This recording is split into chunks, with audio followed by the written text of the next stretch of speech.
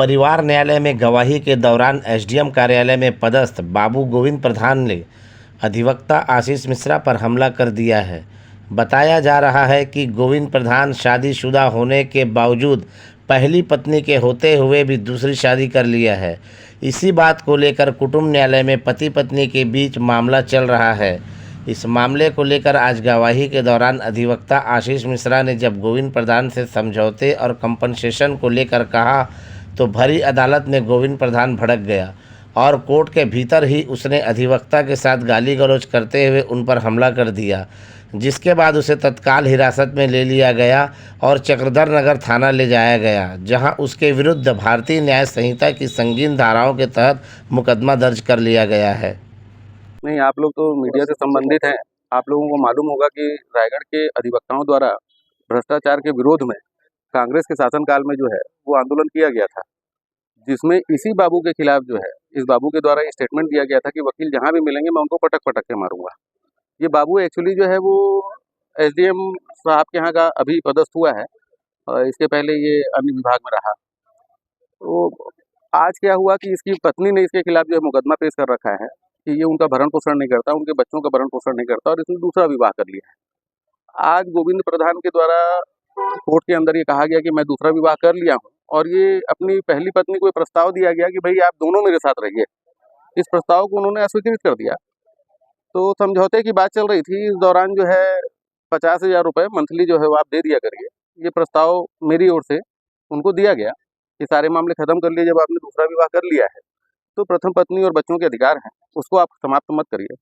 तो वहीं से वो जो है वो कहने लगा कि 25,000 रुपये तेरे को खाना है क्या, और ऐसा करके गाली गलौज करने लगा और उसके कार्य से न्यायालय का कार्य बाधित हो गया पूरी तरीके से। न्यायालय कक्ष में इस तरीके से बर्ताव कभी नहीं होता, लेकिन कांग्रेस के शासनकाल में जो इसको बढ़ावा मिला था, इससे उस बढ़ावे के सामने ये किसी को कुछ नहीं समझता। और क्या है कि वर्तमान में इन सारे तथ्यों को छुपा के ये चुपचाप जो है अपनी पदस्थापना ले लिया एसडीएम अनुभागीय दंडाधिकारी कार्यालय में। तो क्या है ये आज अपने आप को, इसकी तो शुरू से उसी दिन से मंशा थी कि वकीलों पे अटैक करना है। तो ये आज अटैक हमला आज का नहीं है, ये वास्तव में उस आंदोलन के समय जो तय किया गया था कि एक एक वकीलों को ये पटक पटक के मारेगा, उसकी आज ये शुरुआत किया है। बस यही है। और न्यायालय के सामने जो कुछ हुआ, न्यायालय का कार्य बाधित हुआ, न्यायालय ने ज्ञापन जारी किया है और जो भी विधिक कार्रवाई होगी, पुलिस पदस्थ है और प्रशासन पूरी तरीके से चुस्त है, दुरुस्त है, तत्काल मौके पे पहुंचा है। न्यायालय से ज्ञापन उन्होंने प्राप्त किया है और कार्रवाई के लिए वो चले गए हैं।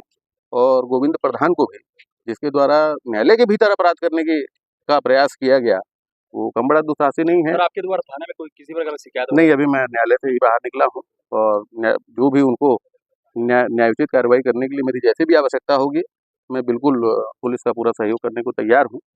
बस एक चीज़ है कि मेरा माननीय कलेक्टर महोदय से निवेदन था कि ये न्यायालय में स्वीकार कर रहा है कि इसने 2 शादी की है, तो ऐसा व्यक्ति विभागीय का पद पे रहने के लिए शासकीय नियमावली के अनुसार जो 2 विवाह किया है वो शासकीय पद पे नहीं रह सकता है।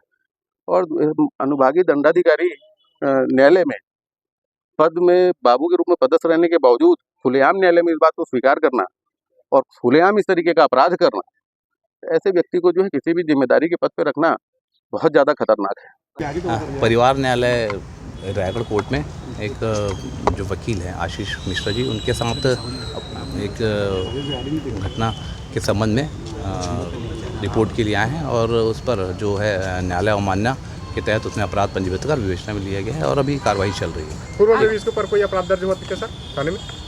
नहीं, इसके पूरा जांच की जा रही है और कार्रवाई की वकीलों के साथ मारपीट का पहले भी मामला आ चुका है, इसी आरोपी के साथ जांच की जा रही है।